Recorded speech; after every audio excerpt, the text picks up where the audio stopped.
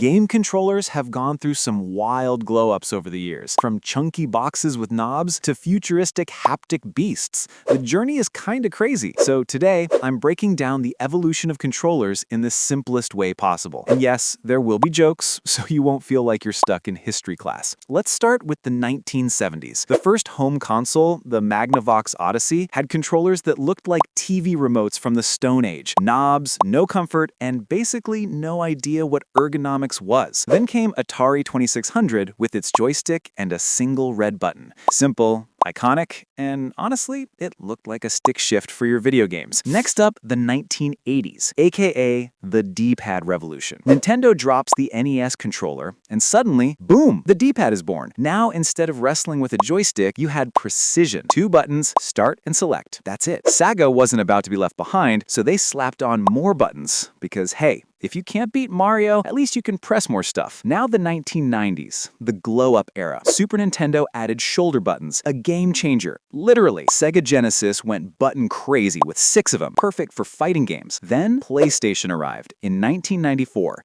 with the now legendary diamond layout: square, triangle, circle, and X. And just when you thought controllers couldn't get cooler, Nintendo 64 showed up with the analog stick. Suddenly, 3D movement was possible. Mario was no longer just running left to right. He was running everywhere. Then came the 2000s, and controllers hit the gym. Sony's DualShock gave us dual analog sticks and vibration. Now you could feel the game, like your controller was screaming with you when you lost. Microsoft entered the fight with the original Xbox controller, aka the Duke, which was so big it could double as a weapon. Thankfully, they redeemed themselves with the Xbox 360 controller, one of the most comfortable designs ever made. Meanwhile, Nintendo said, forget buttons, let's swing stuff around. And boom, the Wii Remote turned living rooms into accidental boxing matches. Fast forward to the 2010s. Controllers go wireless like it's the cool new trend. PlayStation 4 adds a touchpad and a share button because posting your L's online needed to be easier. Xbox One refined the 360 design, basically saying, if it ain't broke, don't fix it. And Nintendo, being Nintendo, gave us the Switch Joy-Cons, attachable, motion-enabled, and small enough to get lost in your couch forever. And now, the 2020s. Controllers have become straight-up futuristic. PlayStation 5's DualSense introduced adaptive triggers and crazy haptic feedback. You can actually feel a bowstring pulling back or the crunch of gravel under your feet. Xbox Series X stuck to its classic comfort, adding a share button and even better grip. And VR, controllers are turning into gloves,